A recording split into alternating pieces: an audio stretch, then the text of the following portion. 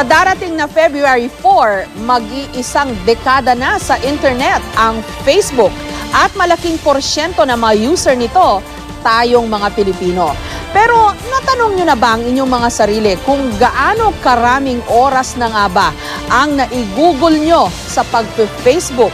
Live mula sa Quezon City, si Bam Alegre, may paandar. Jessica, narito tayo ngayon sa computer shop at yung paglalike ng mga status at ng mga post, parang simpleng gawain lang, pero pag nawili ka, parang yung black hole na hindi ka na makakawala. Ngayon, matagal na, ilang taon na natin ginagawa ito sa Facebook. Mahalaga nga ba ang FB? Narito ang paandar. Maya't may araw may nagla-login na customer sa computer shop na ito. Pero hindi lahat, video games ang pakay. May ilang inaabot daw ng hanggang 3 oras sa kaka-Facebook. Parang addicting na siya and parang naging part of the daily life. Kasi nandyan na rin ang games, nandyan ang chatting, nandyan na rin ang mga friend invites and everything. So parang na-integrate na doon. Sa darating na February 4, isang dekada na ang Facebook. Nagsimula lang ito bilang thefacebook.com sa dorm room ni Mark Zuckerberg na ngayon isa ng bilyonaryo. At bakit hindi? Sa loob ng panahong yan, mahigit 1 bilyon na ring user ang naakit ng Facebook. Sa 1 bilyon na yan, isa sa mga nangunguna ang mga Pilipino. Ayon sa 247wallstreet.com, 93% ang penetration ng Facebook sa Pilipinas. Kaya marahil binansagan tayo ng ilan online bilang social networking capital of the world. Paano ba naman? 2011 pa lang, 29 million na raw ang mga internet user sa Pilipinas. Tiyak dumami na yan ngayong 2014. Si Prince, may-ari ng computer shop, aminadong hindi raw mahilig mag-Facebook. Sinisilip lang daw niya ito para makibalita sa mga kaibigan. Parang I keep in touch easily sa mga friends ko, lalo na yung mga nasa States, yung mga relatives ko na nasa abroad. Pero talaga bang hindi siya mahilig mag-FB? Pinasubok namin sa kanya ang Facebook Time Machine ng Time Magazine. Isang widget na susukat ng oras na ginugol o nasayang mo sa Facebook. Ang naipong oras ni Prince sa Facebook, umabot ng mahigit 200 araw. Half na ng isang taon yan, marami na akong magagawa. Sinubukan ko rin ang Facebook Time Machine. Lagi akong online dahil sa smartphone at madalas naglalaro pa rito. Kaya naman ang lumabas sa akin, halos 1 taon na.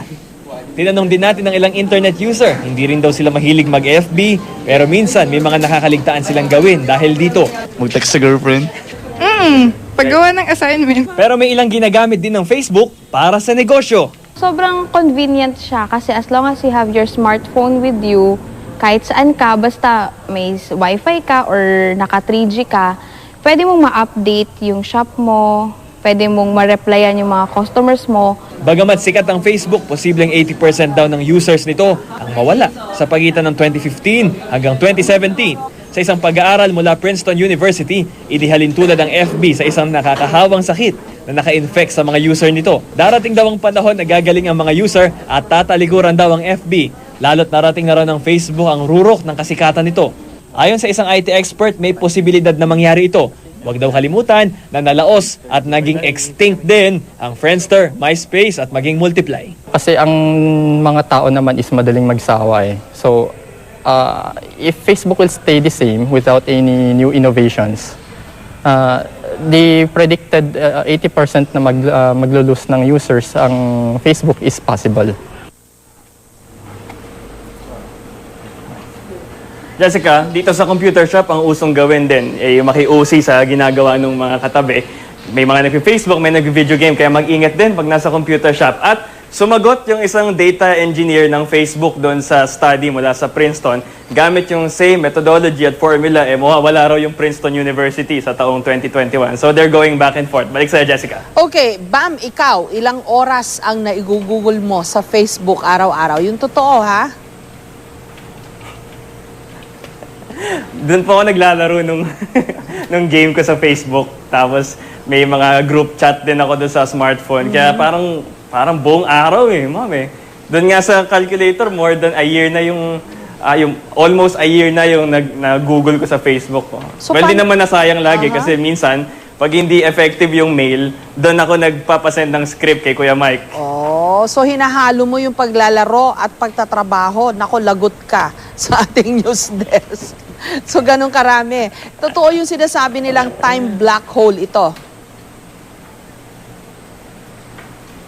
O talaga, may ganun talagang potential yung Facebook, no? Pag nawili ka, lalo sunod-sunod yung mga viral videos or pictures or articles na tinitignan mo online, talagang malilimutan mo, aba, gabi na pala. Pero may prediction din, Bam, ha, na by 2017, mawawala na raw yung Facebook. Sabi nga nung in-interview mo, no, pag hindi sila nag-innovate, baka maging Friendster din ito. Okay. Kung titignan natin yung nangyari sa Friendster, nandun na siya, parang networking tool or page lang siya. Tapos nagkaroon din ng iba't ibang mga games or mga burloloy. And anyway, it died down kasi nagkaroon ng bago. So we don't know in the future kung ano yung darating. Pero yung Facebook has been always consistent naman in updating yung kanilang mga features. Let's see, Jessica. Okay, maraming salamat sa'yo, Bam Alegre.